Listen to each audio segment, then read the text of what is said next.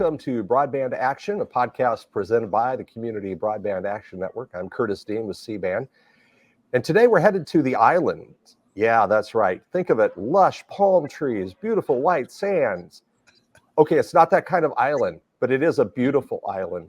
But it's also kind of a desert island, at least desert when it comes to broadband.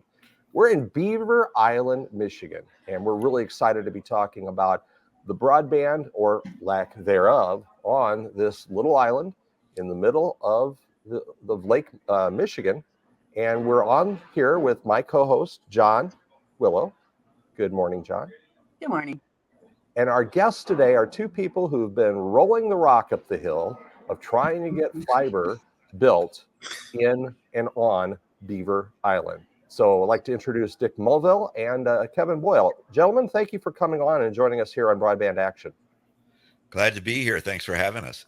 Yes, thank you for having us. Certainly not a desert. Just look behind Dick and you'll see it's beautiful. It's lush. It's gorgeous. But we are the most remote inhabited island on Lake Michigan. So I fully believe that. In fact, when we recently, Curtis and I were recently at the Merit Spring Conference, and we connected with Dick there, and we had a lot of conversation about where they are in their journey now, and that's why we decided to record this podcast.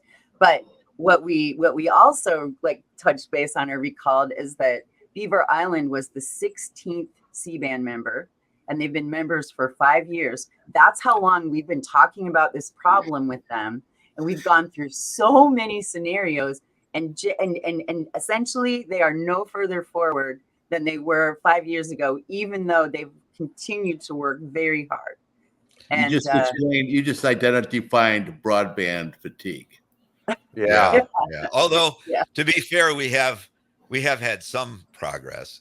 Yes. In that the funding for an underlay cable, one of our big issues on the island is backhaul, because we're 20 miles to the nearest shore, 30-mile ferry or plane ride to get to the island. So backhaul is a big issue right now. That all happens by microwave, and Peninsula Fiber Networks got some BEAD grant middle mile funding to run fiber from the UP to the LP to make a secondary connection between the peninsulas of Michigan. Ironically, though, we could wind up with fiber coming to the island and leaving the island, but not on the island. So basically that means is we would have access to a superhighway middle mile, but our last mile would be a DNR dirt trail. Yeah. A deer path even. Correct. Yeah. Well, there's probably plenty of deer making paths. This is actually, I think, a good staging into Dick and Kevin. How could that possibly happen? Well, it's a long and complicated story, and it's not for lack of trying or effort. The Beaver Island Association that Dick is now president of, and I was president of when we started this path, got the townships to form the committee that I now chair that's trying to look into this issue. And we've gone through the process of applying for grants, looking at what we would need to do to actually put fiber on the island. And we have not been successful. Along the way, there have been suggestions that the problem might be solved by our incumbent carrier, but they've never really come to be.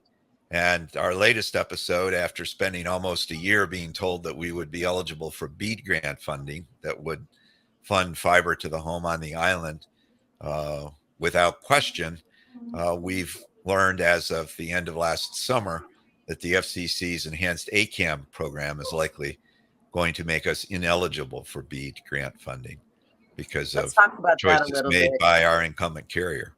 Yeah. Well, and I think this is the kind of thing where we're finding communities that are trying to take local control of their broadband are coming into these ugly surprises, right? Where they had no idea that there was an incumbent condition, if you will. So let's talk a little bit about the ACAM surprise that you guys received.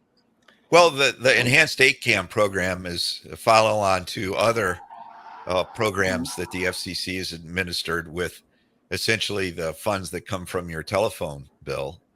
And they essentially decreed in the enhanced ACAM program that carriers who would deliver 100 by 20 megabit service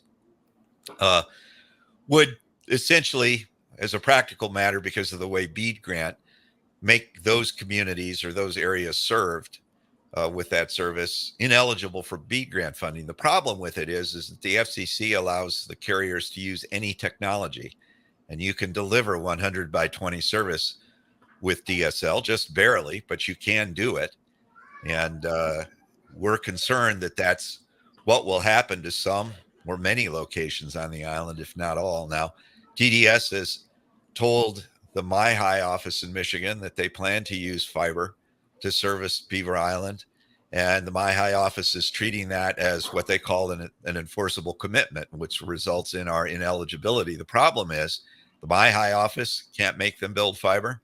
The NTIA, which is ultimately administering the BEAD grant, can't make them build fiber, nor can the FCC, because the FCC said they could use any technology to deliver the 100 by 20 service. So, and even the FCC can't make them do that, because if they don't, the only consequence they suffer is a reduction to their enhanced ACAM funding. Meanwhile, the BEAD ship is sailing, and if we're not eligible for it and the funds get allocated elsewhere, there won't be a second chance for us. We'll to be clear, behind. They're not really going to deliver 100 by 20 across the island, even, are they? Well, who knows? Dick will tell you they've So made far, prior commitments nothing. and they've met part of it and they've not met other parts of it. But the combination of that and the fact that their service is, not the best in the world. For example, we've had spotty telephone service for the last 2 days. Our phones have not worked. And we've had extended outages sometimes for up to 14 hours. And we talk about living on a remote island, but everything is more expensive on the island because of our distance to the mainland. And an interesting observation was when Ben Feynman came to the island, who is the Michigan NTIA administrator. We had a community group meeting with him, and actually at last year's Merit meeting, he talked about the situation on Beaver Island, and he said his takeaway was that in talking to the EMS people on the island, sometimes they have to wait 16 hours for the weather to change to medevac people to the mainland. So wow. we're talking about sustainability of the economy of our island and also our senior citizens. It's like your remoteness is your greatest strength, but also your biggest challenge. And it has also been the biggest challenge when it comes to getting broadband is the fact that you are removed from the mainland, and therefore you're limited in the number of private industry companies that would want to serve you. So, well, the critical thing though is that fiber, modern broadband capability on the island could sustain us, because with respect to medical issues, we had good quality connections, we could do a lot more with telemedicine than we can now. Now the best that can be done is a Zoom call. And of course, that's entry grade telemedicine at best. But the other thing that broadband would facilitate would be the ability of more people to live and work here, work remotely. That's an obvious option, especially post-COVID, as more and more people work full or at least part-time from their homes. The other thing that broadband fiber could do is facilitate some industry on the island that isn't possible now, but would be uniquely possible on the island because of our remote location. For example, data storage or even a call center. Why a call center? Well, there's people looking for jobs on Beaver Island, and a job at a call center would be a great job for someone on Beaver Island. It might not be a very exciting job for someone who, lives in the suburbs of a big city because of what you could earn, but it could be a nice living on Beaver Island. So, there are things like that would become possible with truly redundant and reliable fiber on the island, which with the PFN connections we'd have redundant connections to the island. And if we could connect businesses on the island to that connectivity, that could be very helpful for the economic sustainability of the island. How does another opportunity is edge disaster recovery, because data centers, and we want to bring the disaster recovery closer to the user level. So we're also working on sustainable energy on the island too, to give us both redundant telecommunications and energy. So that's really exciting, and it seems like it would attract the interest of private industry as well. But there might be a private partner who could. It seems like there should be a private partner who could wave a wand over this and make it happen. I don't know if that's true. It's what we always hope, right? Well, we do have, we've been working on this for quite a while. And even though we've been focusing on the BEAD application, last year at the Merit Conference, we met up with ACD, a Michigan-based telecommunication provider, and they are been working with us on developing a public-private partnership to build fiber to the home network on Beaver Island. And they've come up and done a cash flow analysis, and the cost for the fiber build out is $9.3 million. To serve how many households or premises eventually? Focus is about 1,130. We have a full-time year-round population of 600. The rest are seasonal residents. Is that also a challenge? The reason I bring that up is I know that there have been other areas where there's like a strong vacation base, strong seasonal population, and that financing a project in some cases is difficult when you can't count on year-round revenue.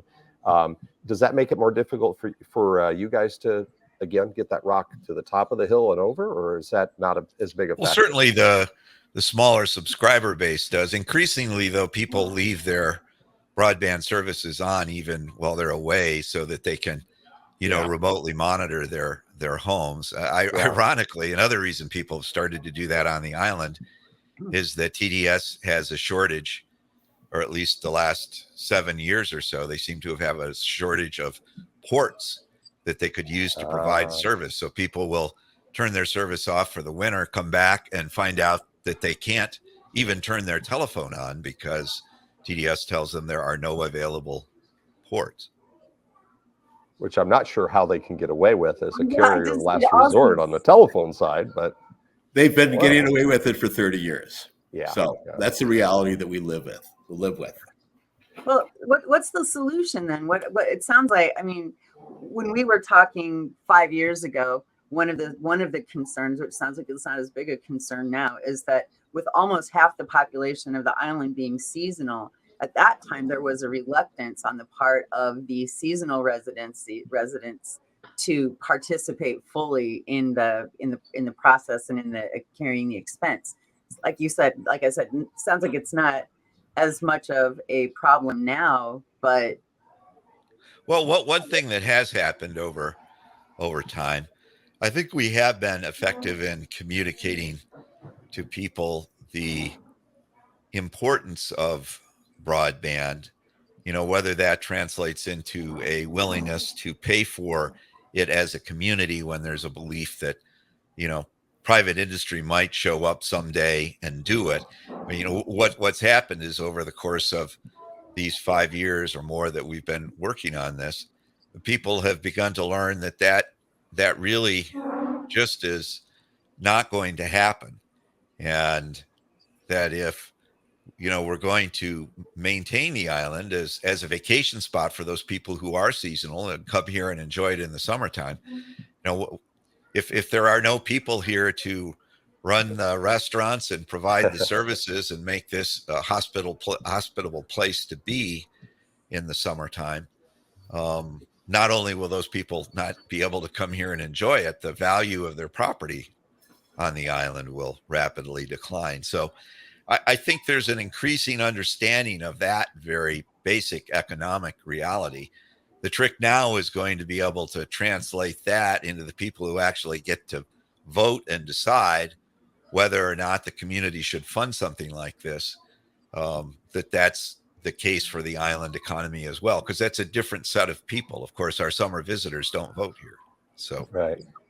Would your summer visitors be, yeah, I'm sorry. I think, Curtis, we were going the same place. You want to go ahead and take that? Yeah. I was just going to say,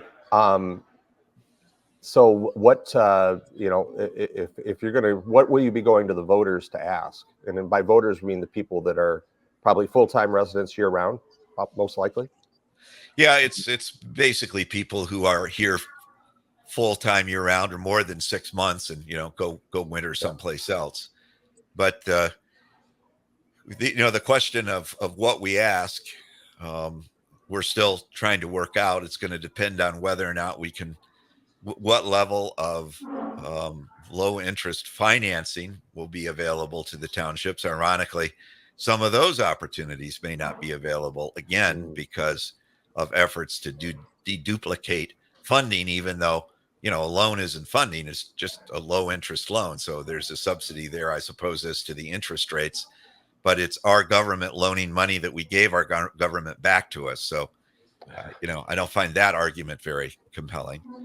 Our hope is that we can still find some other grant type funding or other funding that doesn't require to be paid back as part of a package so we can minimize the impact on taxpayers. And once we have a better understanding of that, we'll know what we need to put on the ballot in terms of a millage proposal. The ultimate idea would be to essentially borrow the bulk of the costs that would need to be covered by the townships and then pay that back with the proceeds of millage over 20 or 30 years.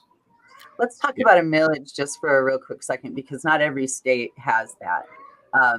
A millage is an opportunity for local taxpayers to accept a property tax as a small percentage from a small percentage agreed upon of their property value for a specific period of time to pay for specific projects. So in Michigan, a millage is measured in increments of 1 and fractions, so that if someone took a millage of 1.25 and accept, anyway, that's the weeds. The thing is that in Michigan, a millage means that local residents can choose to accept a local tax to pay for a local project. And that is not something that's available everywhere. So, and in Michigan, at least, people tend to take millage for things they really believe in.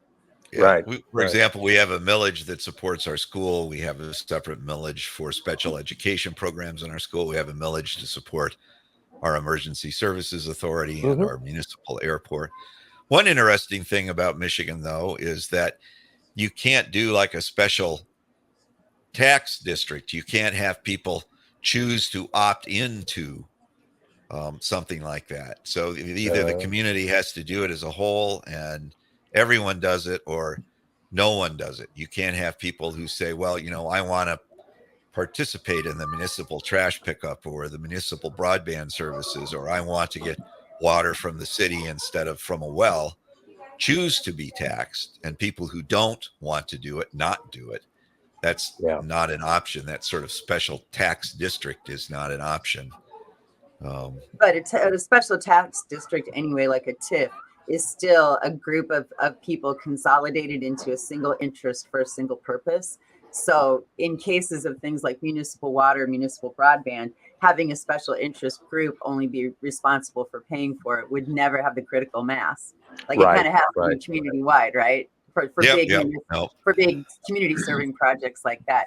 TIFs seem to work really well in like business districts per se. Right. Our challenge is to convince the community that this is an investment, not just money going out of their pocket. It's an investment for long-term revenue streams, and we have in the cash flow, we've identified, that there is a positive cash flow actually in month 21, and there's another revenue stream for the duration of the funding opportunity. So it's there. Again, we have a remote conservative community, and they're obviously not interested in paying taxes. So that's our chore is to bridge that gap and show how it is an investment in our future, an investment so that the island will remain sustainable economically, which is just critical, obviously. Absolutely. So you mentioned go ahead, Curtis.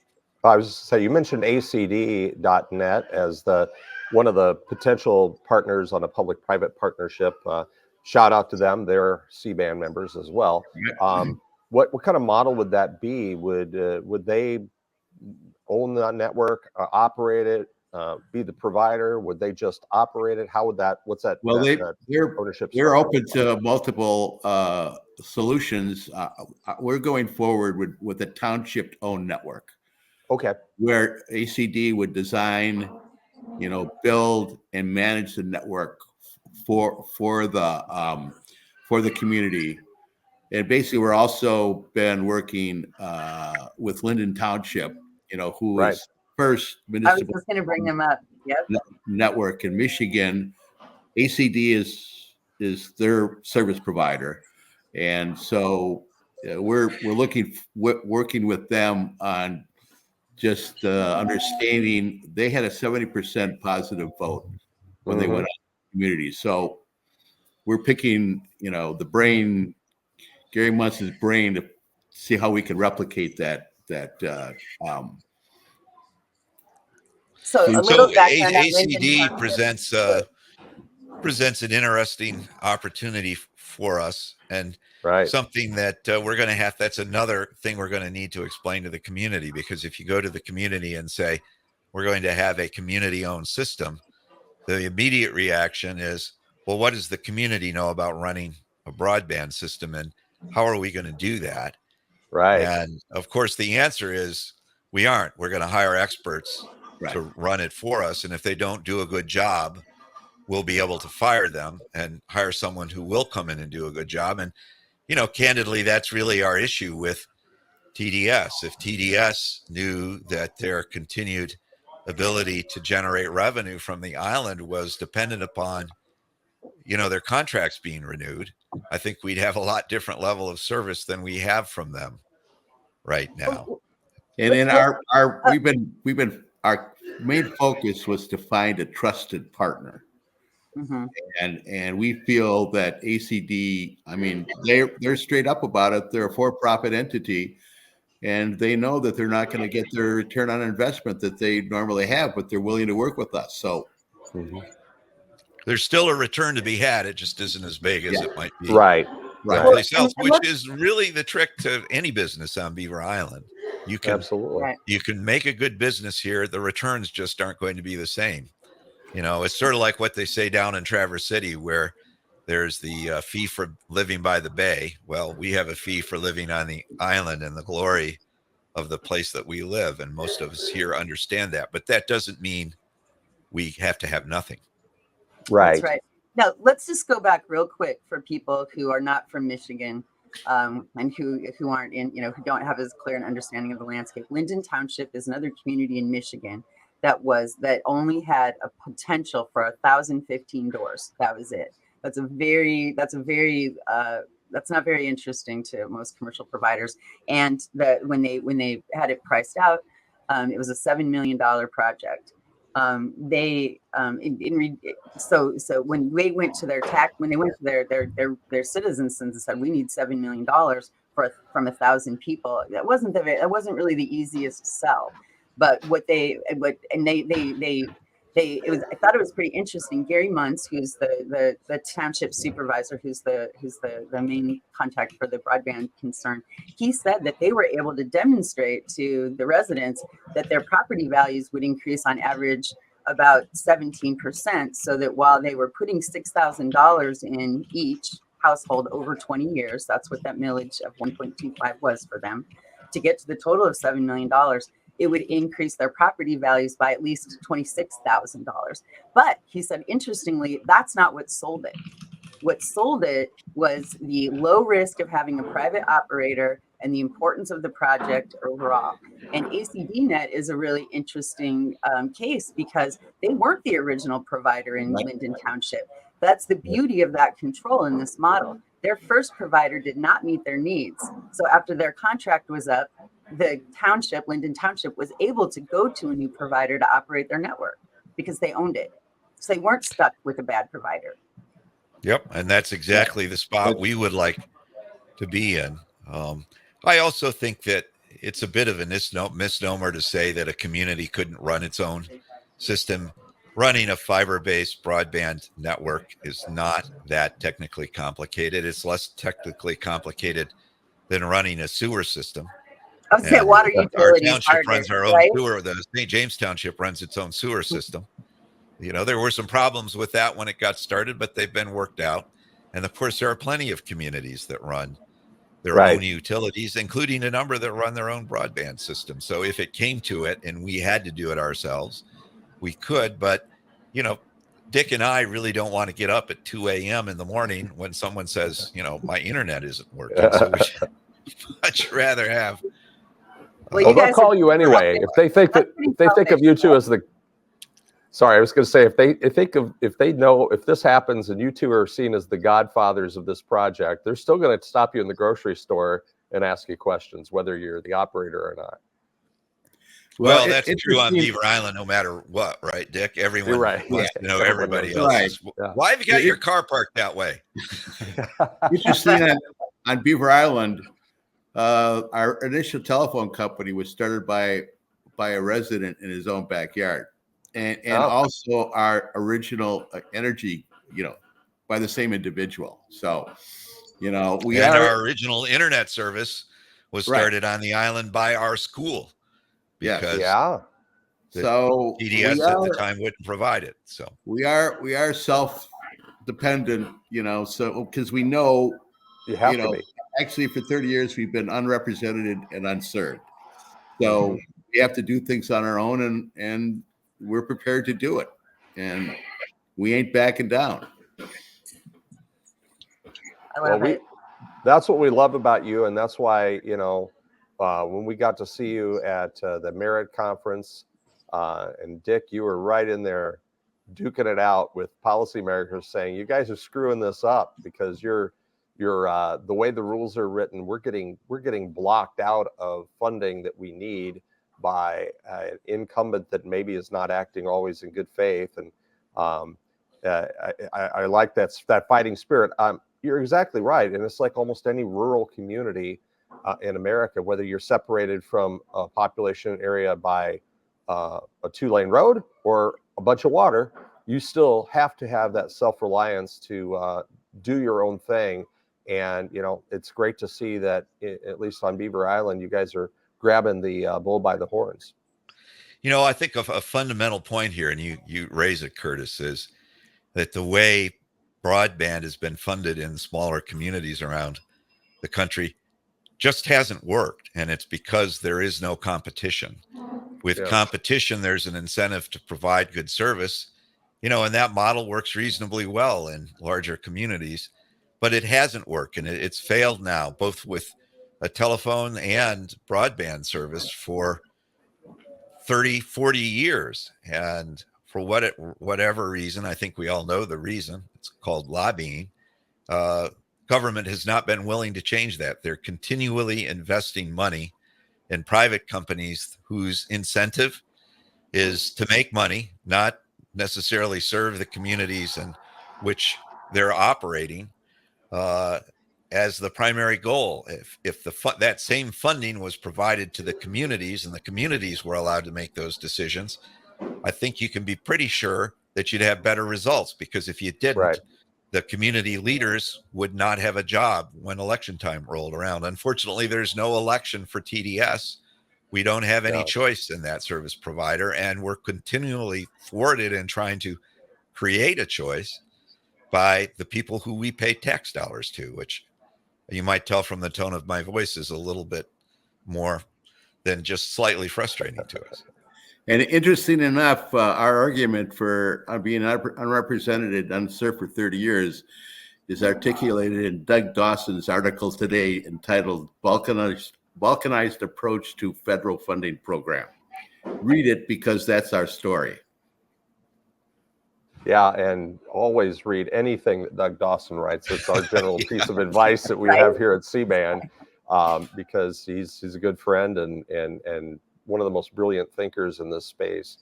Well, as we wrap up today, you guys are what are your next steps ahead here? Say the rest of this year as you try to keep lining up a solution that's going to be appropriate for Beaver Island. Well, we're going to continue the battle. We're not giving up on the BEAD grant funding. We have filed a challenge with the MyHigh office that essentially says they're wrong in the way they're treating TDS's commitment, such as it is, as a binding commitment.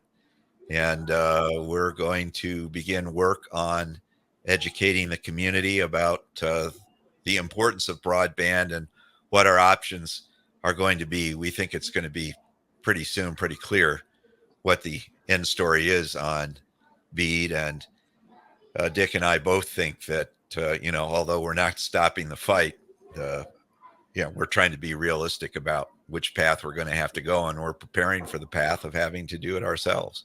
Yeah. Well, that makes you're sense. in very good company there Sense. with hundreds of communities across the country who've had to take that action on their own. I mean, that's one of the reasons we exist, is to support those communities in their journeys. And your journey continues, but hopefully some bright days ahead as you figure out the best way to do this.